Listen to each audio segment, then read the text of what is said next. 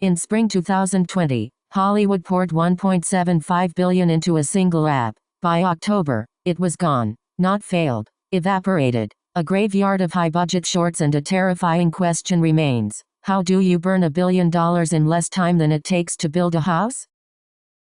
The narrative blames the pandemic. That is too simple. The data shows the cracks appeared before the first lockdown. Quibi wasn't killed by a virus. It was suffocated by its own design. The leadership ignored clear market signals, convinced they could force premium TV into a pocket-sized box. They bet on short-form content for people who wanted to binge, and long-form for those who wanted to scroll. It was a structural failure, not a timing accident. We will dissect the product choices, the psychological blind spots, and the specific moments where the money stopped making sense. The real killer wasn't the world outside, but a fundamental misunderstanding of how we actually watch.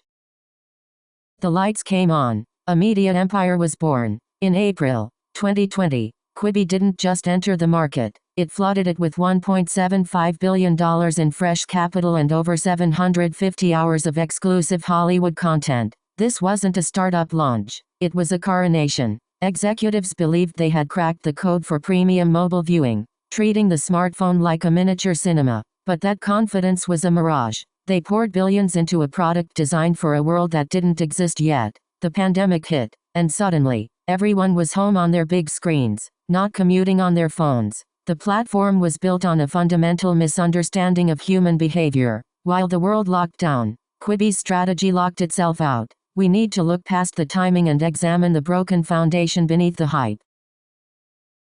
They bet the farm on one idea: premium stories, made only for phones, vertical video, 10-minute chapters, no ads, just pure, expensive entertainment for your commute. The logic seemed sound at first. Hollywood stars signed on, expecting a new frontier, but the founders missed a simple truth. People don't treat their phones like tiny TVs. They treat them as distractions. A user scrolling through a feed wants to pause, switch apps, or stop watching entirely. Quibi's rigid structure fought that natural behavior. It demanded your full attention in a device designed for constant interruption. The content was too heavy for the medium. This wasn't just a bad product, it was a misunderstanding of human psychology, and that mistake would cost them everything. Next, we look at the specific features that sealed their fate. Quibi demanded you hold your phone perfectly vertical. Then, it forced you to rotate it just to watch a scene shift. This switch feature was the company's fatal arrogance. They assumed users wanted a cinematic experience, not a convenient one. In reality, people watch videos in bed, on the bus, or with one hand while making coffee. Rotating a device mid-sentence breaks that flow. It turns a quick escape into a chore. The leadership saw a technical marvel. The audience saw a barrier. They built a wall between the viewer and the story. This single interaction proved they never understood the phone in your hand. It wasn't about better movies. It was about fighting physics. And when the user finally gave up, the money stopped flowing too. Lockdowns didn't kill the idea. They just held a mirror to it. When the world stopped moving, Quibi's entire pitch suddenly made no sense. The platform demanded you watch high-stakes drama in 10-minute bursts while commuting or waiting in line. But when the world went quiet, people didn't want fragments. They wanted to sink into a couch for 2 hours. They craved comfort, not adrenaline. The leadership assumed mobile meant on the go, ignoring the data that showed phones were becoming the new living room TV. They built a product for a life that had just vanished. The virus didn't break the business model. It simply removed the only environment where it could have possibly worked. Now, the real question isn't about timing, but about a fatal misunderstanding of human behavior. They signed Steven Spielberg for a 10-minute episode. That single deal cost nearly $3 million. It was a brilliant marketing stunt, but a financial suicide pact. Quibi assumed paying top dollar for A-list names would force users to pay a subscription. They forgot that mobile viewers don't pay for prestige, they pay for convenience. When you mix blockbuster budgets with a snackable format, the math simply breaks. You need millions of daily subscribers just to cover the salaries of the writers and directors. That number was impossible to reach. The leadership was so obsessed with quality that they ignored the economy of scale. They built a Ferrari engine for a bicycle, and when the pedals stopped turning, the machine didn't just stop, it shattered. This cost structure set the stage for the final, inevitable collapse.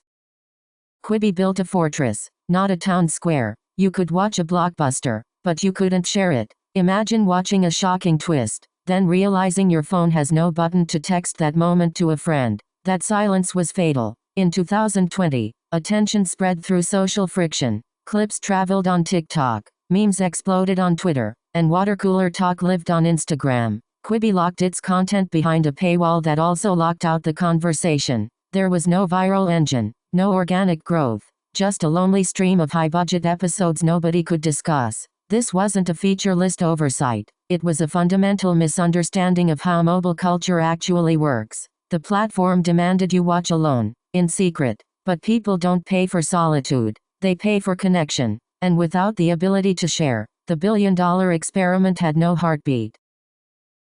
The cash wasn't just burning, it was vanishing. By late summer, the internal dashboard showed a terrifying reality. The burn rate was outpacing user acquisition by a factor of 10. Leadership tried a desperate pivot, attempting to unlock the content library for free on desktop screens. But the damage was already done. The brand had become synonymous with failure, not innovation. Even the most loyal early adopters had scrolled past. The remaining executives realized that waiting for a miracle was simply a slower form of suicide. They chose to pull the plug before the last dollar evaporated into thin air. It wasn't a graceful exit. It was a controlled demolition. The servers went dark in December, leaving behind a digital graveyard of high-definition episodes that no one would ever watch. The experiment was over. The bill had finally come due.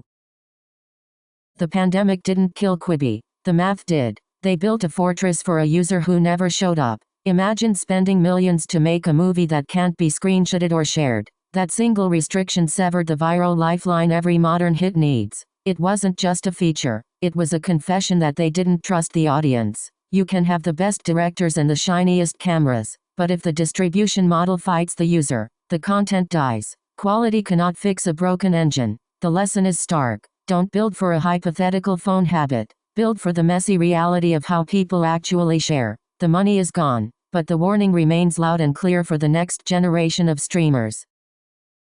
Quibi didn't just fail, it evaporated. The money burned, the content gathered dust, and the premium mobile dream hit a wall that wasn't there for anyone else. The lesson isn't that short-form content is dead. It's that you can't force a habit by throwing capital at a psychological mismatch. Leadership ignored the market because they were too busy looking at their own balance sheet. That blindness is the real cost. If you want to understand the specific triggers that keep audiences engaged, or the structural flaws that sink startups, subscribe to Think Sutra AI. Next, we dissect the product decisions and blind spots that made this collapse inevitable. It wasn't bad luck. It was a design flaw.